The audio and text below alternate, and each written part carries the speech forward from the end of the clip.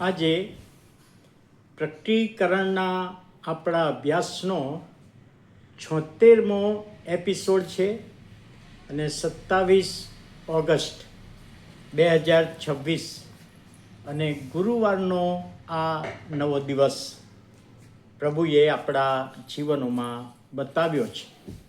પ્રભુનો આભાર માનીએ છીએ. ગઈકાલે જે પ્રશ્ન હતો કે કોની મૂર્તિ બોલશે, અને જવાબ છે જુઠ્ઠો ઉપદેશક જે ખ્રિસ્ત વિરોધીની મૂર્તિ બનાવડાવે છે એ મૂર્તિ બોલશે. એટલે ખ્રિસ્ત વિરોધીની મૂર્તિ બોલશે એ સાચો જવાબ છે.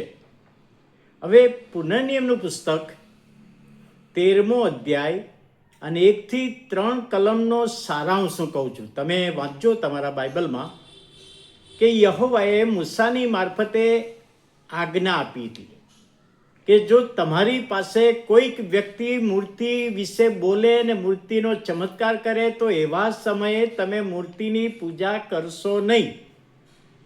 એટલે આ 3.5 વર્ષ દરમિયાન જે ખ્રિસ્ત વિરોધીની મૂર્તિને બોલતી કરવામાં આવશે અને એનું ભજન કરવા માટે દબાણ કરવામાં આવશે, ત્યારે એની પાછળ ઈશ્વર એમની પરીક્ષા પણ કરી રહ્યો હોય વિશ્વાસીઓની. એ પણ એક મુદ્દો આપણે ધ્યાનમાં રાખવા જેવો છે.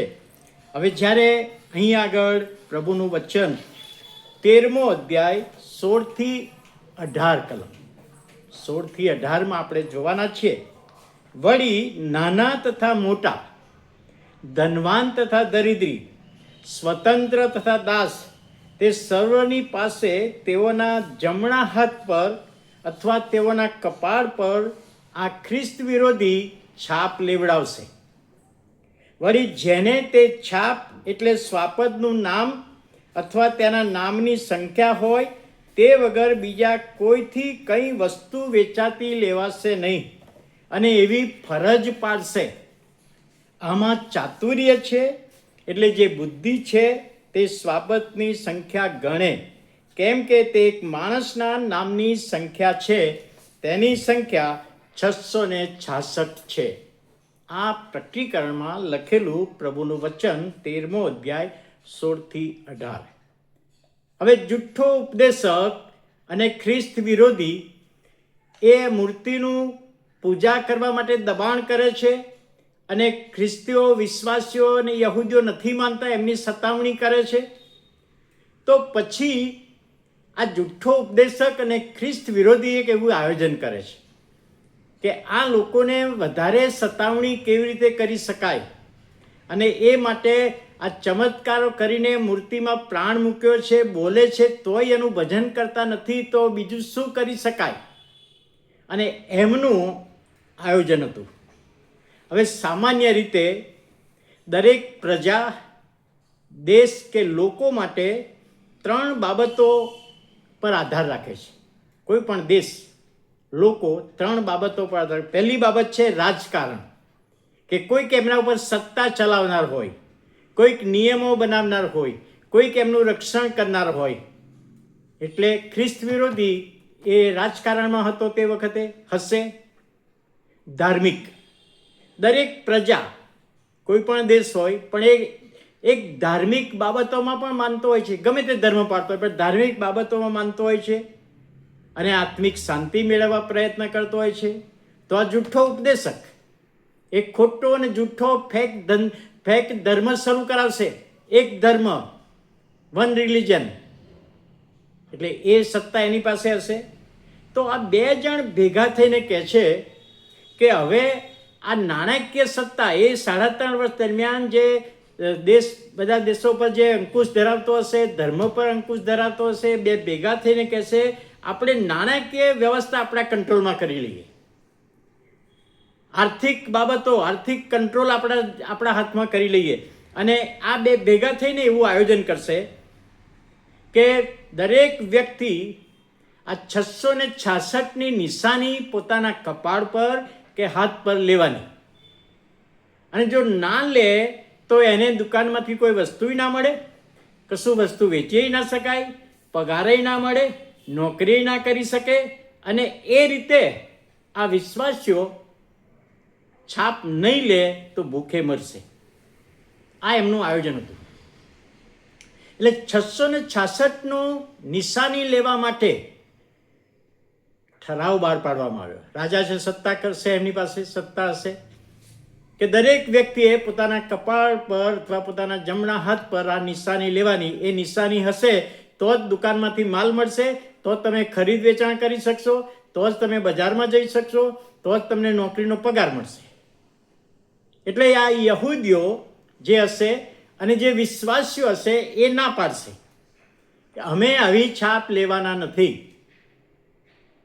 અમે આવી છાપ લેવાના નથી, અમારા પર તો પ્રભુ ઈસુની છાપ મારેલી જ છે એમ કહેવાય. અને ત્યારે પછી એમનો વિરોધ કરતા આ ખ્રિસ્ત વિરોધી અને જુઠ્ઠો ઉપદેશક એમની સતાવણી કરશે. હવે એમને ખોરાક મળશે નહીં, એમને નંબર લીધો નથી.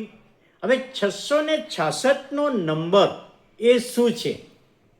તો 666નો નંબર જ્યારે 96ની સાલમાં આ પુસ્તક લખાયું ત્યારે અને હાલના સમયમાં પણ જે આલ્ફાબેટ, ગ્રીક ભાષાના આલ્ફાબેટ, મૂળાક્ષરો, દરેક મૂળાક્ષરનો આંકડો હતો, એની સંખ્યા હતી. જો દાખલો હું આપું તો દાખલા તરીકે ABC આપણે ઇંગ્લિશમાં લખીએ તો A એટલે 100, B એટલે 200 અને C એટલે 50. એ એની સંખ્યાનો આંકડો. આ તો દાખલો આપું છું. તો ABC એટલે 350 થાય. એવું ખ્રિસ્ત વિરોધી માટેનું જે સંખ્યા હતી ગ્રીક ભાષા પ્રમાણે એ 666 થતી હતી. એટલે એક વ્યક્તિનું નામ છે. કઈ વ્યક્તિ છે એ ઘણા બધા લોકો ઘણા બધા વિચારો મંતવ્યો આપતા હોય, પણ એમાં આપણે અત્યારે પડવું નથી. પણ એ વખતે આવું બનશે અને જે છાપ નહીં લે એમને ઘણી બધી તકલીફો પડશે, મુશ્કેલીઓ પડશે. હવે એવા સમયે શું થશે?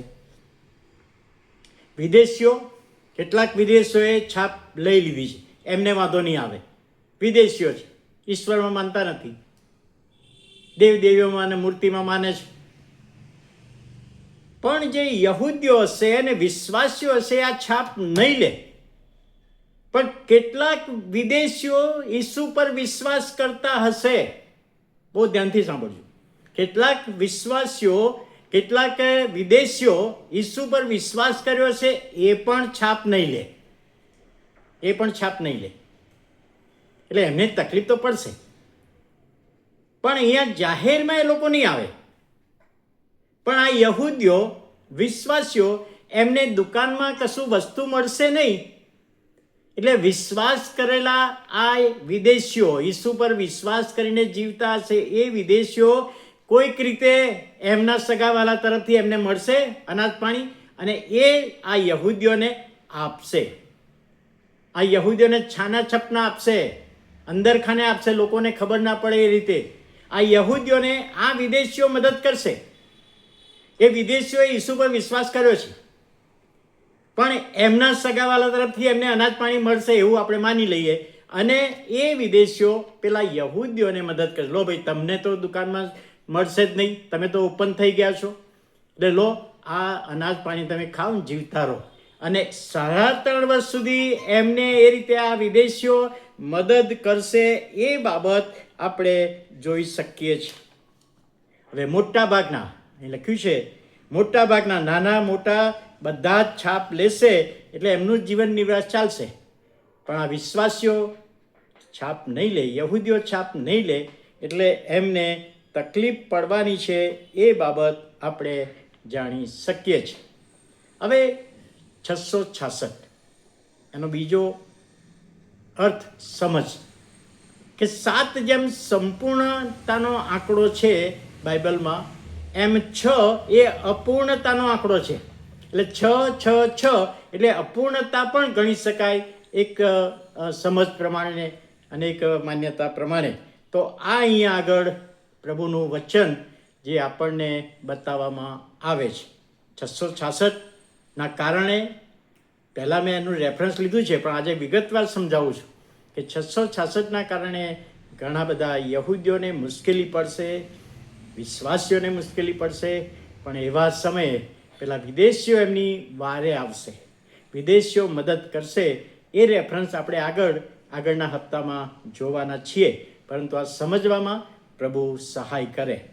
હવે આજનો પ્રશ્ન, જે મૂર્તિનો આંકડો છે, કયો આંકડો છે, એ તમારે કોમેન્ટ બોક્સમાં લખવાનું છે.